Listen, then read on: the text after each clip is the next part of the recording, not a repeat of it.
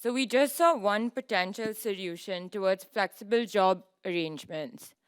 This takes us into the second part of the day that will focus on marketplace solutions that enable better matching between labor supply and the demand of employers. So the first talk will be by Dr. Suhani Jalota, sharing her research insight on the latent productive female labor supply in Mumbai.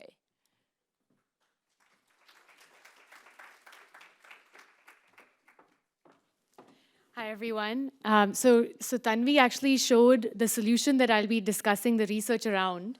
And as part of this project, this is joint work with Lisa Ho, who's also here with us today, and will also be presenting her another piece of research.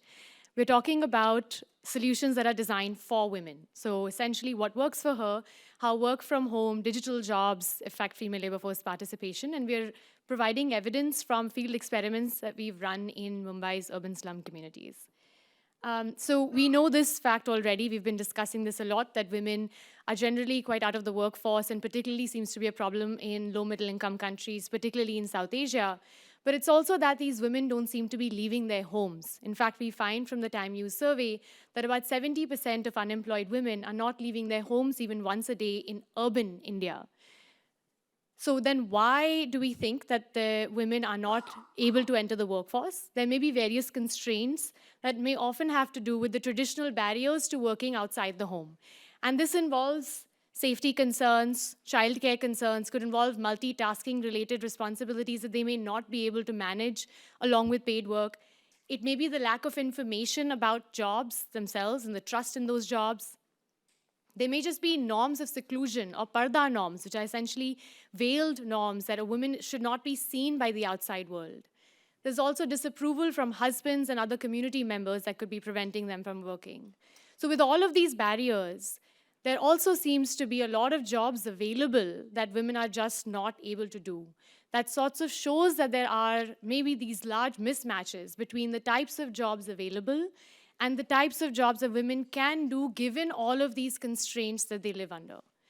And this is particularly true in the context of India, but also South Asia, the Middle East, and other such parts of the world where norms are pretty stringent. So then what can we do about it? Well, one strategy is to potentially change the norms themselves. And that, as we know, takes time. It should happen, but it takes a very long time, maybe generations. So another strategy could be to actually try to change the jobs themselves and the design of the work such that it becomes more compatible with the types of opportunities that women can actually do. And so with this, if we go back to the same list of constraints, we can provide women with jobs to overcome the safety concerns that are right next to their homes, that are women only, so only other female co-workers. We can overcome the multitasking-related barriers by providing women with work that is extremely flexible at a time of their choice. They can work when they want for however long they want. We can provide women with job information, trusted in a source that they really understand, right at home. We can also overcome these seclusion-related norms by providing women with opportunities also directly at home with devices or means that they already understand.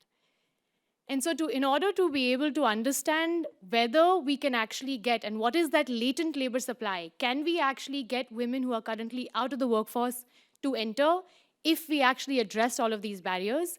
We then established these sorts of jobs that provided women with reducing all of these constraints and provided women with these jobs directly from home and from these women-only, female-friendly, child-friendly centers that were right next to their homes. So it is kind of like, if you can imagine, an ideal job setup for a woman who's out of the workforce and may be constrained by a lot of these different barriers. So now what do we exactly do? Well, actually, a third strategy is that we could actually also be changing the wages. So what if you could just pay women to enter the workforce? Can you pay them high enough so that none of these barriers actually matter as much? They can overcome this by just getting paid more. We tried a lot of these, and so we actually run these experiments to mainly answer these fundamental questions. First, to what extent can work-from-home jobs actually get women to enter? And how does that differ within these local job offices that we set up versus from home? How does that differ by providing women with higher wages? So can you just pay them more? And also, is this the same for husbands? Are the husbands' determinants to this labor supply for this type of work the same as it is for the wives, or different? And then we also want to understand the mechanisms. So, well, why is it that we do see differences between work from home and office? And we explore some of these different barriers as well. And then we want to understand scaling up. Do these solutions actually have potential to scale up, given that firms may actually obviously care about cost effectiveness, productivity? Is this sort of work that women are doing from home, remotely, from these local offices, actually productive enough for them to be able to provide more of these sorts of jobs? So to do this, we run a field experiment here that I'll describe very briefly because we don't have much time, with 3,200 married households. And the job intervention is digital work, as Tanvi explained, so I won't get into the details of this. This is data labeling work on the Rani Work smartphone platform that we developed, where women can now get paid piece rate for every task that they're completing. So what did we do? We actually randomly assigned households into 7 different treatment arms, 6 treatment and 1 control, where women are being paid a low, medium, a high wage, and being assigned to either home or office at each of those wages. And these high wages are higher than their husband's wage, right? So this is a pretty significant amount of money for flexible work that women can do from or next to their home. We also randomize whether or not their husbands know directly from us about the job and about the survey. And then we run another experiment at Nline. We have an Nline survey as well. I only have time to go over a few of the results. So let me show you first. This is how work from home jobs look like. Women are on their own smartphones. Work from office jobs, where women are bringing in their smartphones to the office. They're sitting together with other women and working in these sorts of setups, again, right next to their homes. They can bring their children along as well. So what do we find? Well, the main result, now this is at baseline, all of the women that we're working with are out of the workforce. When we provide them with job opportunities over their smartphones, we see that about 56% of the women who are currently out are actually able to enter.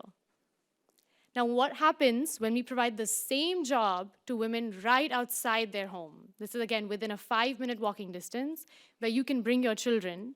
Here we see that the take-up is about less than half, at about 27%.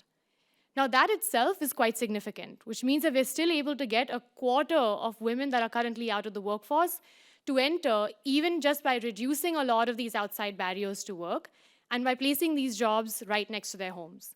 But we can really double that if the job is just provided at home, possibly because there may be certain barriers preventing her from leaving the home.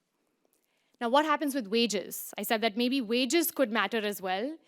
We shockingly find, and this is kind of surprising for some of us and not as surprising for others who know the context probably better, is that the wages don't really seem to be changing the take-up rate for women at all.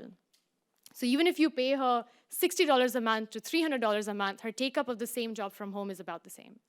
Now, there is a slight difference in take-up from a local office, so there's a slight increase between the low and the medium wage, but then it again plateaus. So wages matter less, but location matters a lot more for women to be able to enter the sort of workforce. And these estimates that we find for work from home are actually pretty significant, even in comparison to many other interventions that are trying to get women to enter the workforce. But then a question really arises, is this really about gender?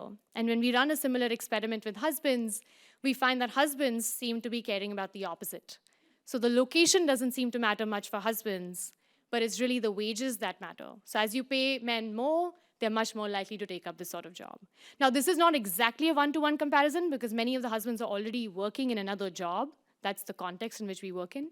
But still, it shows you the determinants of entry into the labor supply. We don't really have a lot of time to get into the mechanisms here. I just want to end with, we actually did a 2-year follow-up. And we've now found that actually the women who were assigned to working from home, oops, I don't know how to go back. Okay, who were assigned to working from home at first are now actually more likely to actually leave the home and work from outside in any other sort of job. And this is any work that exists. So this is 2 years after. So possibly this is an optimistic view that this could mean that maybe women are gradually able to enter jobs outside the home if this gradual step is provided at first. And I'll just pause here. I'm fortunate to have been mentored by many of the people in the room here with this research. And I'll hand it over to another mentor, actually, Steve Davis at the Hoover Institution, who's really made this occasion and this overall event really happened. So thanks so much, everyone, and over to Steve.